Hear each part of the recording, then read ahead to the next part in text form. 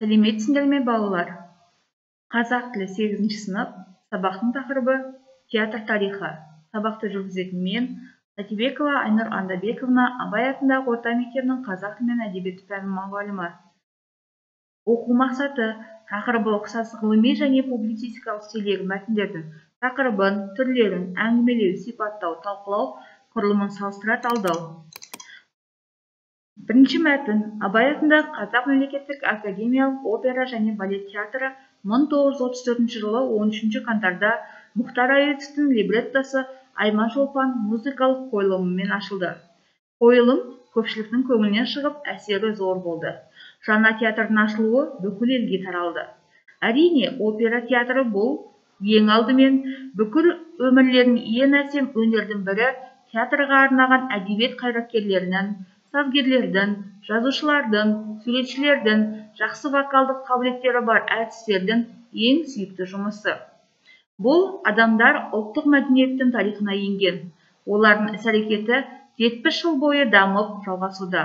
Олар бұрыннан бері Қазақстанның музыкалық мәдениетінің кемеңгерлері болып табылады. Әртіс Күләш Байсейітова, режиссер Жұмат Шанин, әнші және режиссер Құрманбек Жандарбеков, әнші режиссер және драматург Қанабек Байсейітов, биші Шара Жиенқұлова, әнші Манарбек Ержанов, суретші Анатолий Ненашев, жазушылар Мұхтар Әуезов, Ғабит Мүсірепов, Сәбит Мұқанов, Бейімбет Майлин, сазгер Евгений Брусиловский.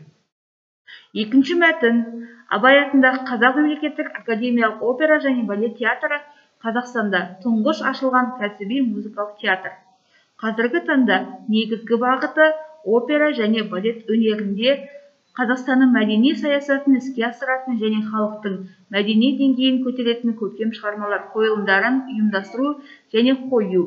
Ұлттық және халықаралық мәдени мұраны насихаттау, мемлекеттік бағдарламаға сәйкес жастарды опера және балет классикасының майталмандарымен таныстыру. Театрның шығармашылық ұжымының құрамында атақты сахна шеберлері және есімдері бүкіл әлемге танымал түрлі халықаралық байқаулардың жас дарынды лауреаттары еңбек етеді. Сахна шеберлері Франция, Германия, Италия, Жапония, Түркия, Қытай, ақш сияқты басқа да көптеген елдерде де қошеметтелді.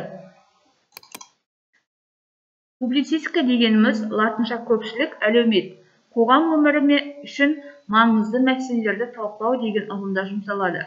Ғылыми стиль, зат не құбылыс, ғылыми негізде сипатталып, дәлелдеуді қажет ететін стильдің бір түрі.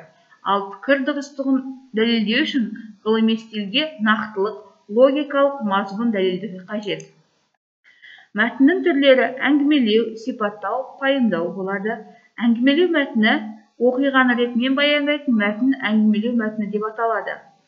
Сипаттау мәтіні дегеніміз зат немесе құбылысы суреттеп сипаттайтын мәтін түрі. Пайымдау мәтіні оқиға құбылыстардың себебін дәлелдейтін мәтін пайымдау мәтіні деп аталады. Мәтін құрылымы 3 бөлімнен тұрады: кіріспе, негізгі бөлім, қорытынды. Енді екі мәтінді салыстыра келе, бірінші мәтін публицистикалық стильде жазылған, тақырыбы Абай атындағы Қазақ мемлекеттік академиялық опера және балет театры туралы. Әңгімелеу түрі, құрылымы кіріспе, негізгі бөлім, қорытындыдан тұрады. Екінші мәтін стилі ғылыми стильге жатады, тақырыбы Абай атындағы Қазақ мемлекеттік академиялық опера және балет театры туралы. Түрі әңгімелеу. Құрылымы кіріспе, негізгі бөлім, қорытындыдан тұрады. Үйге тапсырма, оқулықтағы 4-ші тапсырманы орындау, 161-ші беттегі. Балалар, сабағымыз аяқталды, сау болыңдар.